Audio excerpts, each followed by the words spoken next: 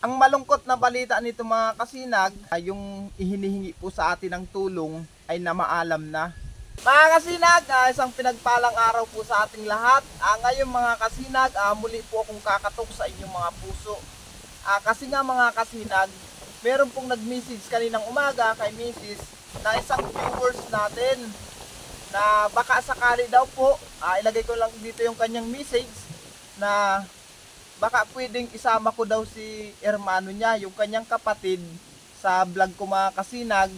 Gawa ng meron po siyang sakit na tumor sa atay. Nagbabaka sakali po siya na may mabubuting puso na tumulong sa kanila. Gawa po ng tumataas na ang bill nila sa ospital at kailangan po operahan yung kanyang kapatid. Mga kasinag, hindi naman po ako charity vlogger.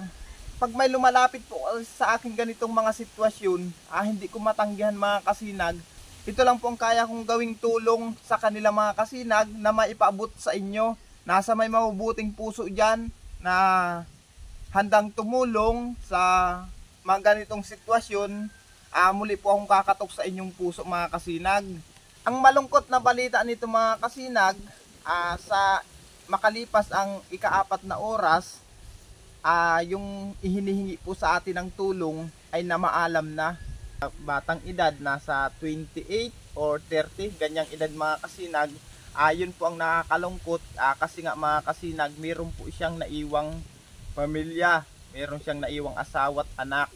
Yun po ang nakakalungkot. Kaya ngayon mga kasinag, kumakatok po ako sa inyong mga puso na kung ano lang po ang kaya nyong maibigay na tulong mga kasinag para po makadagdag sa kanilang hospital bill na napakalaki, tapos sa punerarya. Yun lang pong hinihingi ko sa inyong tulong mga kasinag. Sa mga nais pong tumulong, mag-message na lang kayo mga kasinag sa aking Facebook page na Imboy Oragon, at ilalagay ko lang sa comment section ang aking GCash number. Ayan lang po ang tanging hinihiling ko sa inyong mga kasinag.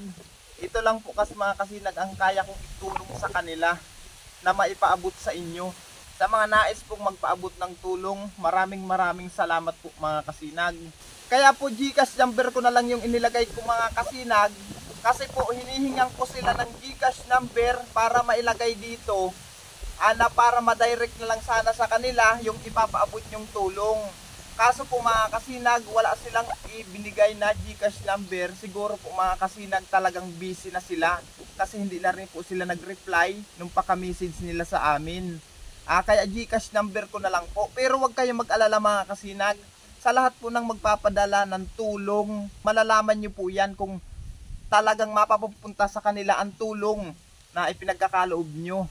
Sa mga tutulong po, magpapasalamat po talaga ako ng marami. Kahit magkano lang mga kasinag, makadagdag lang po sa kanila. Kasi wala rin naman po silang ibang pagkukunan mga kasinag. Kaya nagbabaka sakali po sila na mapaabutan nyo ng kunting tulong na napakaluwag sa inyong puso.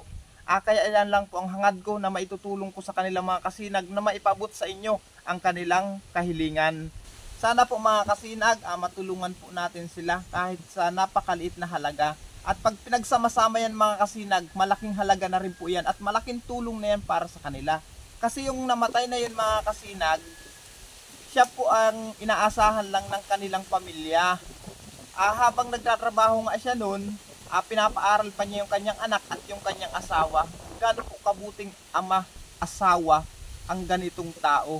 Mga kasinag, ito lang po talagang hiling na hiling ko at lambing ko sa inyo.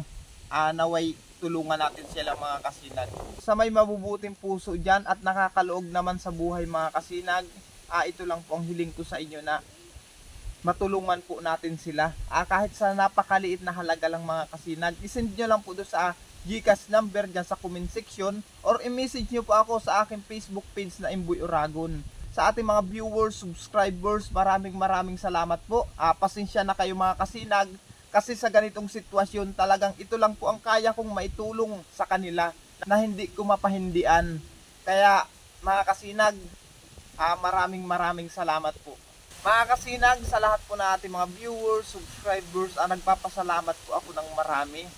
Sa pamilya po na naulila, nakikiramay po ako. Hanggang dito lang mga kasinag, bye-bye!